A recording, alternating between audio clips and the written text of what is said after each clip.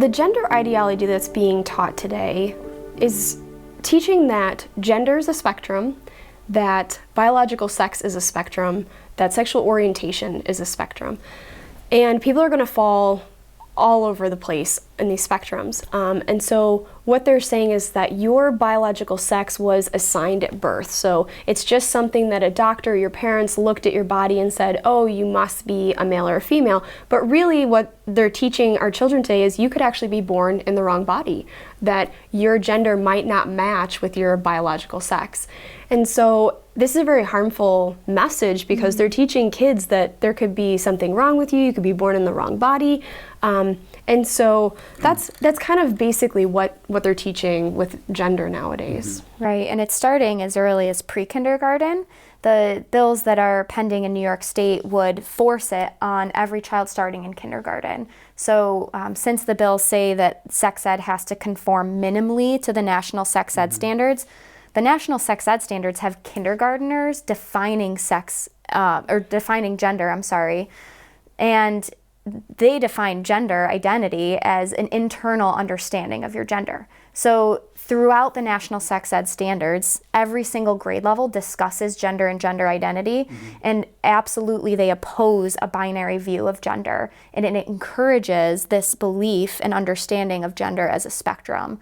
So it's a subjective thing. It's something, absolutely. Well, it's in my mind. My mind tells me that I'm this or that, right. And therefore that's what I want to be. So we're seeing more and more children identify as transgender or gender non-conforming, so maybe non-binary, where they're neither male or female, or agender, so I have no gender. So not neither male and female, but no gender, or both, a combination of male and female. So there's all of these options now that they're giving children, and it's confusing them. It confuses their sense of reality, and it confuses their sense of truth when something as obvious as male and female is told, no, that's not true. You choose what you want to be, or you have to figure out in some spiritual sense what I was supposed to be born as, and really deny any physical attributes related to gender. So you asked what the impact is. It's impacting their sense of reality, and it's causing a wave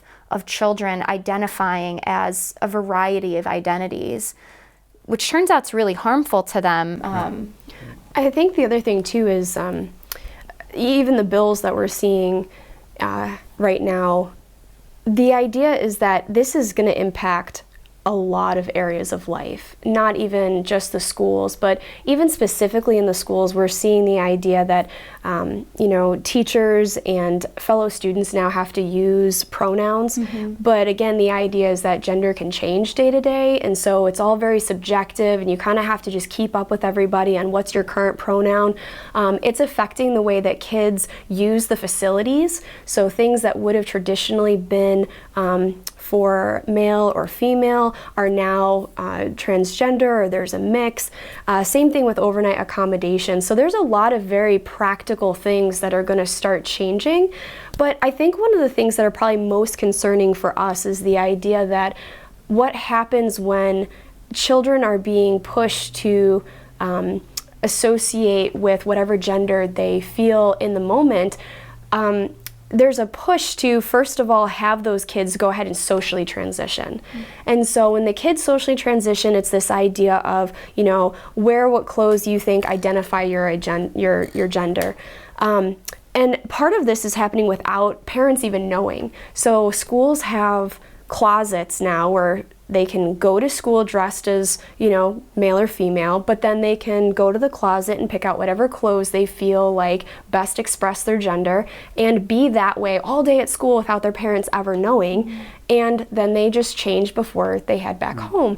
And so after that social transition, then they start getting into pharmaceuticals. So it's the idea that children would then take puberty blockers. So as kids as young as 8 are taking puberty blockers. And the idea behind that is that if we have you stop your transition through puberty, then you will have more time to figure out who you want to be, and you would be less likely to then, develop into male or female, whatever your biological sex is.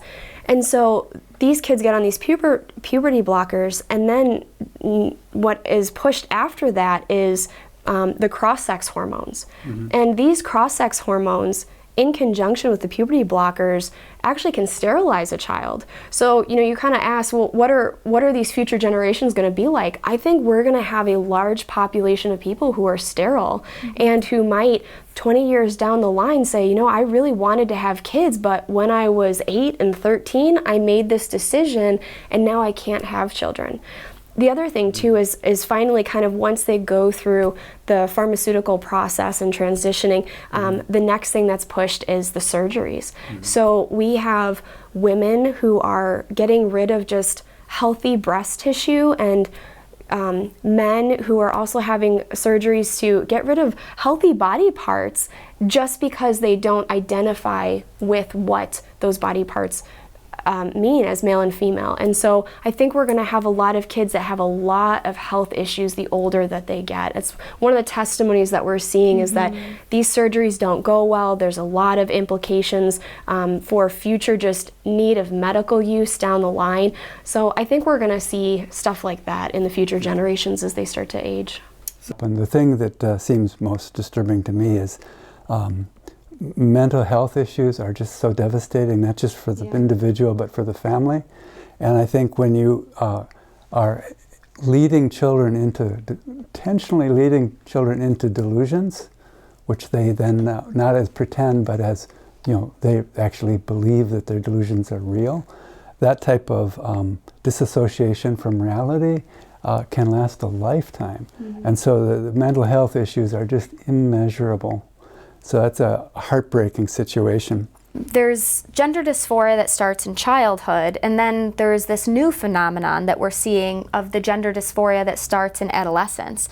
And they're calling that rapid onset gender dysphoria. And this phenomenon is different, and it is shown to be influenced by social behaviors. So one study by Dr. Littman found that over 85%, I believe it was 87% of children who suddenly came out as trans when their parent said, you know what, this has never been discussed before, you've always been happy as your biological sex. They said that the children had a sudden marked increase in the amount of time that they spent online, or their friend group had a peer that came out as trans recently. So this is almost every child who is suddenly, as a teenager, coming out with this trans identity is having a very significant social influence on their life from the online communities or from a peer in their friend group. That same study showed, 60% of the children who identify as trans suddenly in their teen years had friends who tend to mock people who weren't LGBT. And so, of course, these children want to fit in. And so if all of their peers are identifying as LGBT and they think, if you're straight, then, it's not cool or something, that influence is very powerful for young people.